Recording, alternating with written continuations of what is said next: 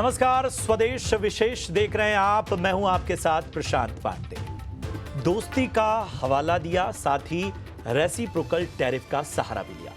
भारत को लेकर ट्रंप की कूटनीति कुछ ऐसी ही है। टैरिफ को लेकर काफी अग्रेसिव रहे डोनाल्ड ट्रंप ने भारत पर 27% डिस्काउंटेड रेसिप्रोकल टैरिफ लगाने का ऐलान किया। भारतीय बाजार में ट्रंप के फैसले का कोई खास असर नहीं दिखा। सरकार भी भारत अमेरिका ट्रेड वार्ता से सहमति बनाने की उम्मीद जता रही है।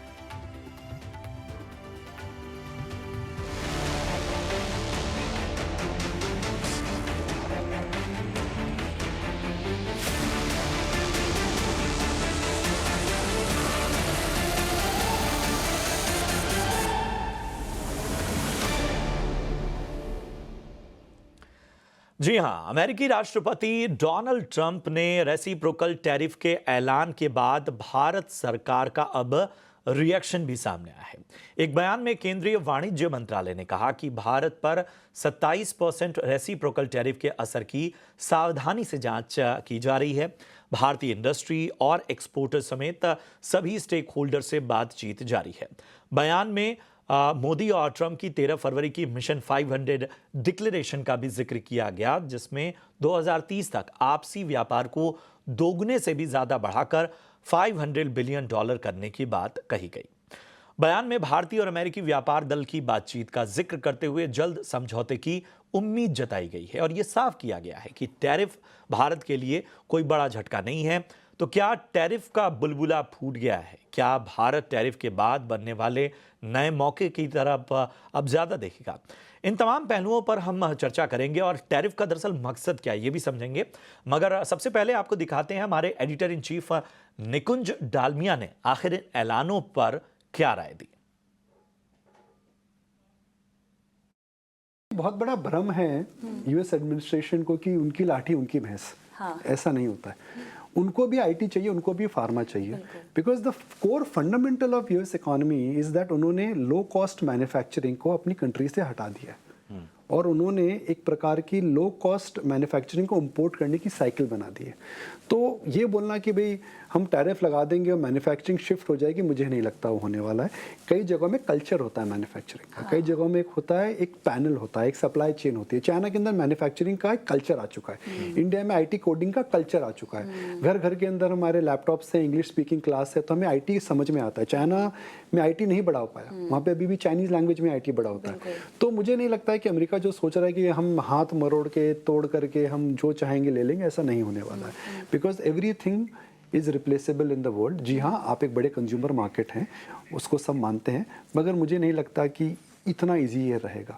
कुछ कैटेगरीज में तो देखिए साहब सीधा प्रभाव इमीडिएट पड़ता है। For example auto component, 4% of your total export is auto component. अब उसके अंदर आप टैरिफ लगा देंगे तो जाहिर सी बात है उसका फर्क पड़ेगा।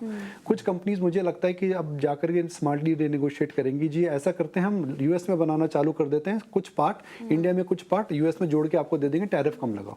भारत फोर्ज है, वेल्सपन है, जेएसडब्ल्यू, उस तरह की कहानियां चालू होंगी। सो कुल मिलाकर के अगर आप देखें तो टैरिफ का इम्पैक्ट दुनिया पे पड़ेगा। कुल मिलाकर के देखें टैरिफ का इम्पैक्ट इंडिया में इतना नहीं पड़ेगा। इंडिया का एक्सपोर्ट 18% ऑफ द जीडीपी है, तो असर होगा, मगर असर इतना नहीं होगा कि मार्केट धराशायी हो जाए। कुछ कंट्रीज में बहुत बड़ा असर आएगा। वियतनाम की जो मेन इकोनॉमी है वह गारमेंट एक्सपोर्ट्स पर है। बांग्लादेश की इकोनॉमी गारमेंट एक्सपोर्ट्स पर है। चाइना की इकोनॉमी पूरी एक्सपोर्ट्स पर है, तो वहां पर बड़ी मार पड़ेगी। अब समझना ये है कि चाइना का जो मैन्युफैक्चरिंग है क्या इंडिया में शिफ्ट होगा? हमारे लिए मौके, बिल्कुल। क्या चाइना डंप करेगा? तो वो कैटेगरी बाय कैटेगरी जाना पड़ेगा। तो तमाम पहलुओं को हमने आपके सामने रखा और आप इस पूरे शो के दरमियान जो जानकारियां हैं इस पूरे ऐलान से जुड़ी, उसको ग्राफिक्स की शक्ल में भी लगातार चलता हुआ पाएंगे, जो आपको और ज़्यादा क्लैरिटी देगी। आज के हमारे शो का मकसद है कि हम ज़रा इस पूरी तस्वीर को बहुत ही अलग नज़रिए से देखें और इसकी तमाम संभावनाओं और चुनौतियों को भी परखें।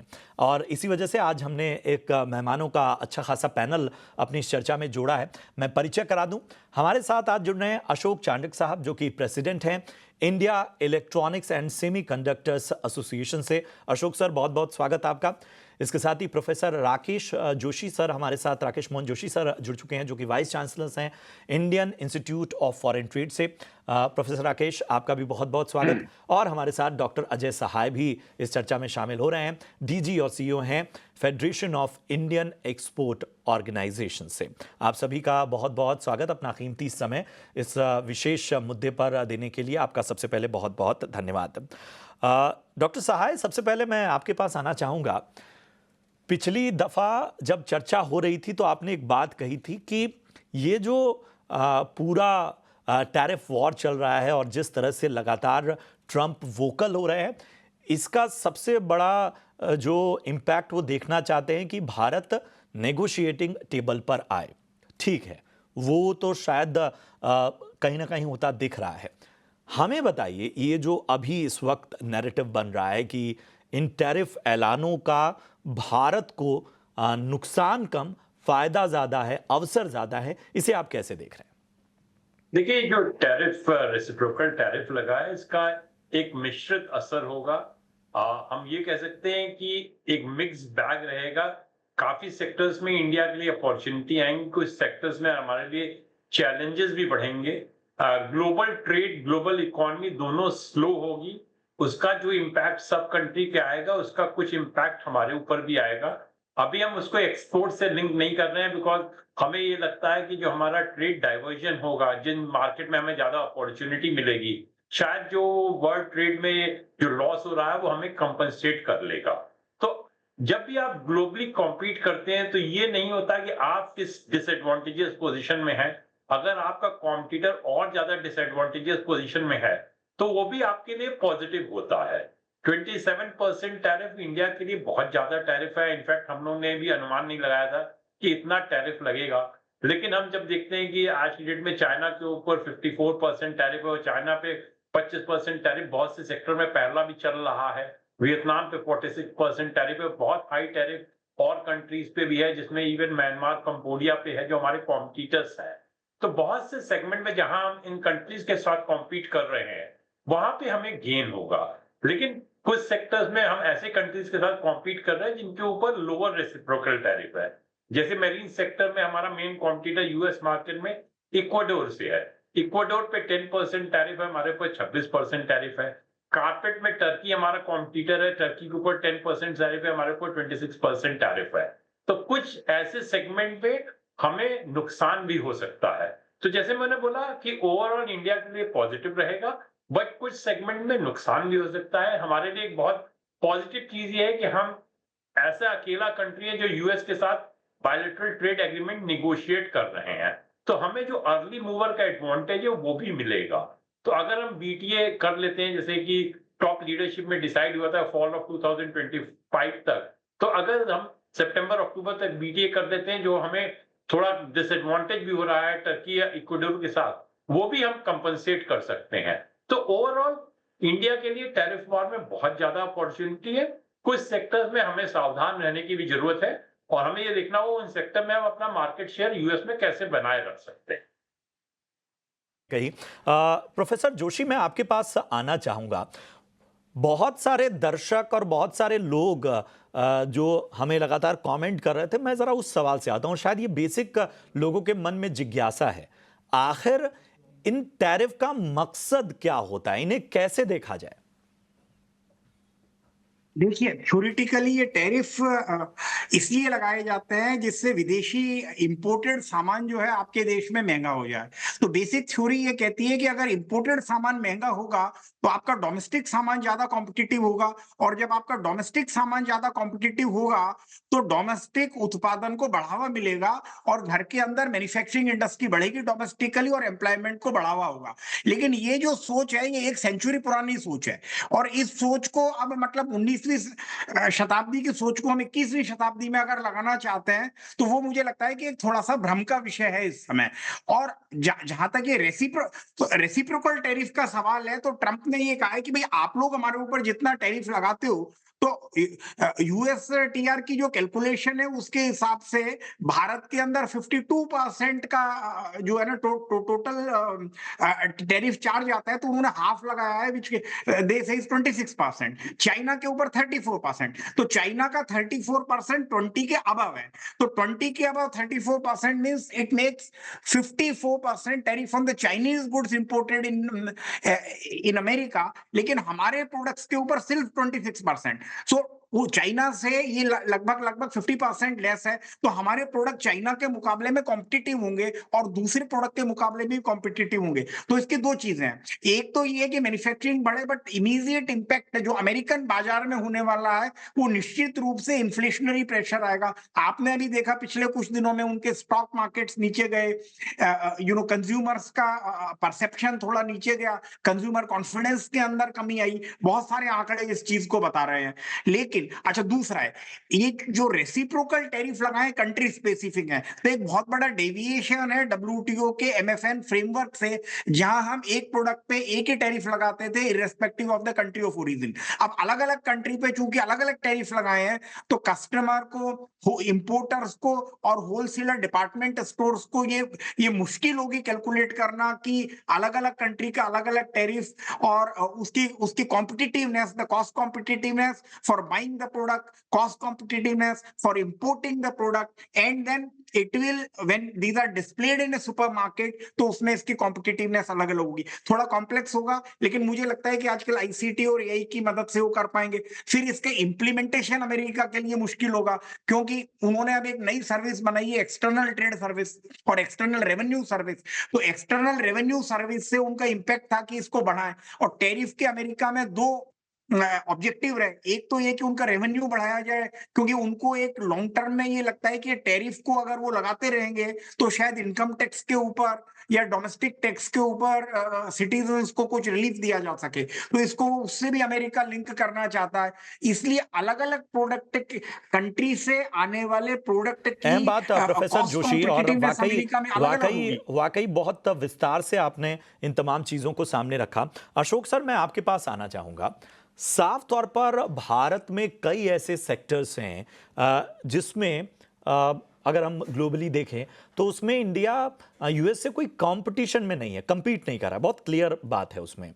और ऐसे कई क्षेत्र में है जिसमें यूएस का इन्वेस्टमेंट है, स्मार्टफोन्स और बाकी चीज़ों। फिर भी चिंताएं किस स्तर पे आपको नजर आ रही हैं? आपको लग रहा है कि ये क्षेत्र प्रभावित होंगे?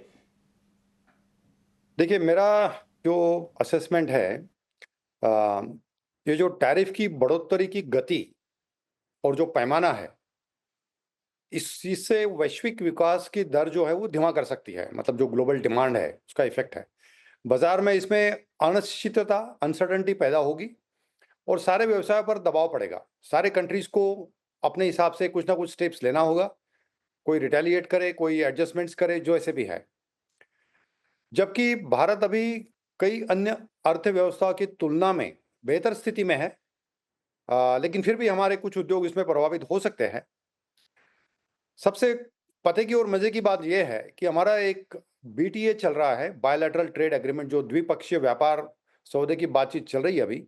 इससे हम पर दबाव भी कम हो सकता है और हम चुनिंदा अमेरिकी सामानों पर आयात शुल्क को समायोजित करने से चिंताएं दूर करा सकते हैं। मैं दो सेक्टर की बात करूंगा जो इमर्जिंग सेक्टर समझा जाता है, एक तो सेमीकंडक्टर और इलेक्ट्रॉनिक्स, जिसको मैं रिप्रेजेंट भी करता हूं इंडस्ट्री को। तो सेमीकंडक्टर्स में अभी टैरिफ में कोई अप्लाई नहीं हुआ है इसका, ये देखते हुए कि वैश्विक आपूर्ति श्रृंखला में semiconductor is a global business. तो सेमीकंडक्टर बनाने के लिए कई बार 8 से 10 कंट्री का मल्टीपल जगह पर सप्लाई चेन इस्तेमाल होता है, तो उसको बख्शा गया है और ये एक फाउंडेशन टेक्नोलॉजी भी समझा जाता है। तो शॉर्ट टर्म में कोई इफेक्ट नहीं है। और भारत का जो सेमीकंडक्टर क्षेत्र अभी आगे बढ़ रहा है, जो सेमीकंडक्टर के प्लांट लग रहे हैं अभी इस साल सेकंड हाफ में, अगले साल से कुछ उसमें पैकेजिंग वाले प्लांट शुरू हो जाएंगे, उनके लिए अच्छी गुड न्यूज़ है, वो अपना एक्सपोर्ट कर पाएंगे और बाकी जो नए कंट्रीज है उनसे वो कॉम्पीट कर पाएंगे। मेन इलेक्ट्रॉनिक्स की बात बनती है और इसमें मैं कहूँगा कि भारत के लिए एक अच्छा मौका दिख रहा है इसमें। कई बार हम सोचते हैं कि टैरिफ लग गया तो इलेक्ट्रॉनिक्स का क्या होगा, लेकिन हमें इसमें बड़ी अच्छी अपॉर्चुनिटी और संभावनाएं नज़र आती है। अभी तक भारत का जो लास्ट ईयर का एक्सपोर्ट है यूएस को $12 बिलियन का है, $12 बिलियन, जो कि बहुत कम है। यूएस अभी $500 बिलियन का इलेक्ट्रॉनिक्स इक्विपमेंट्स और इलेक्ट्रिकल इंपोर्ट करता है, मतलब उतना एक्सपोर्ट हो रहा है यूएस में। उसमें कई कंट्रीज जैसे चाइना, मेक्सिको, वियतनाम, थाईलैंड काफ़ी आगे है, और इन सब कंट्रीज पर जो टैरिफ की मात्रा है वो भारत से काफ़ी ज़्यादा है। मतलब अगर भारत अपना एक्ट टुगेदर कर ले तो हमारे पास में एक अच्छा अपॉर्चुनिटी बनता है कि हम ये इलेक्ट्रॉनिक क्षेत्र में और सेमीकंडक्टर क्षेत्र में अपना मैन्युफैक्चरिंग भी बढ़ाए और यूएस को एक्सपोर्ट भी करें। क्योंकि जैसे कि अभी आपके दानिया जी ने भी बताया था कि मैन्युफैक्चरिंग ऐसे कोई ओवरनाइट शिफ्ट नहीं होता है एक कंट्री से दूसरे कंट्री में, इट टेक्स टाइम। और ज़रूरी नहीं कि उस कंट्री में 100% मैन्युफैक्चरिंग हो जाए। तो कितना भी मैन्युफैक्चरिंग यूएस में बढ़ जाए, उनको फिर भी सेमीकंडक्टर्स और इलेक्ट्रॉनिक्स इंपोर्ट करना पड़ेगा, और मैं कहूँगा भारत के लिए वो एक अच्छा एक अवसर होगा कि हम उसको आगे में इस बात को बढ़ाएं। बहुत अहम बात कही है। और इस शो का जो ये पहला पड़ाव था जिसमें हमने तमाम अपने ख़ास मेहमानों से अलग अलग पहलुओं पर चर्चा की, उसका निचोड़ साफ तौर पर यह है कि ये कहीं ना कहीं भारत के लिए एक मौका पैदा कर रहा है। चिंताएं हैं, ऐसा नहीं है कि इन टैरिफ का नुकसान नहीं होने वाला है, लेकिन एकदम से भारतीय बाजारों ने जिस तरह से इसको मैच्योरिटी के साथ पहले ही अब्जॉर्व ये आने थे, उसके अलावा जिस तरह का भारत ने भी वाणिज्य मंत्रालय ने अपना जवाब दिया है, उसमें साफ तौर पर यही है कि नेगोशिएशंस के जो द्वार हैं, जो टेबल है, और वो अब सज चुकी है, और वही चाहते थे ट्रंप। अब देखना होगा कि आगे क्या होगा। एक छोटे से ब्रेक के लिए रुकेंगे, ब्रेक के उस पार और भी पहलुओं पर चर्चा करेंगे। हम तमाम मेहमानों से भी कहेंगे वो हमारे साथ तब बने रहें। बस इस छोटे से के बाद फिर से जुड़ते हैं।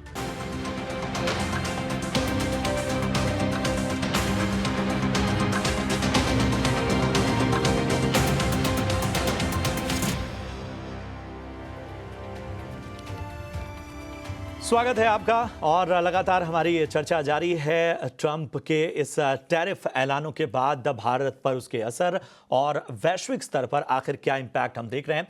हमारे साथ अशोक चांडक साहब, प्रोफेसर राकेश मोहन जोशी साहब और डॉक्टर अजय सहाय साहब जुड़े हुए हैं। डॉक्टर सहाय, मैं आपके पास एक बार फिर से आना चाहता हूँ। ट्रंप ने कहा है कि अगर इन ऐलानों के बाद किसी तरह का रिटेलिएशन नज़र आता है तो ये और ज़्यादा कहीं ना कहीं उन्हें हार्श होने पर मजबूर करेगा। कैसे देखा जाए इसे? ये उनका एक निगोशिएटिंग स्ट्रेटजी है। उन्होंने एक टैरिफ लगाया, बोला अभी मैं 50% टैरिफ लगा रहा हूं। आइडिया उनका है कि कंट्रीज उनके पास आए, कंट्रीज उनको बताएं कि वो यूएस के साथ ट्रेड डेफिसिट कैसे कम कर सकते हैं, और उसके लिए अगर बीटीए या कोई फ्री ट्रेड एग्रीमेंट है जिससे यूएस को भी बेटर मार्केट एक्सेस होता है, वो मिले। एट द सेम टाइम जो कंट्री रिटेलिएट कर रहे हैं, उन्होंने ऑप्शन रखा है उस 50% को वो 100% टैरिफ तक ले जा सकते हैं। तो ये एक निगोशिएटिंग स्किल है जो उन्होंने बड़ी clearly cleverly crafted negotiating skill है जिनको इन्होंने यूज किया है।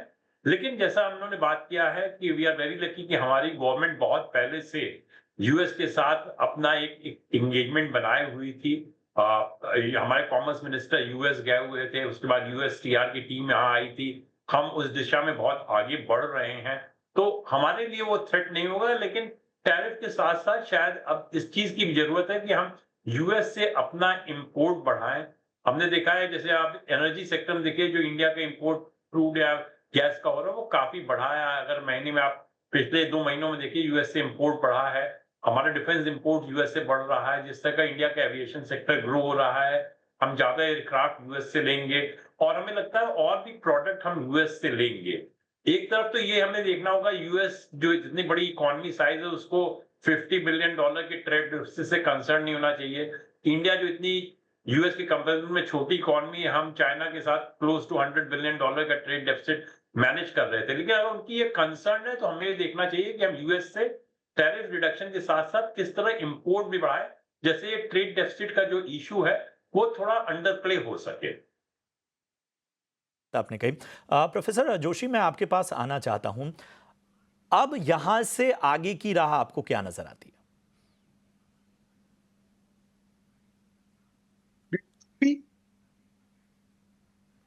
प्रोफेसर जोशी, आप तक आवाज पहुंच रही है?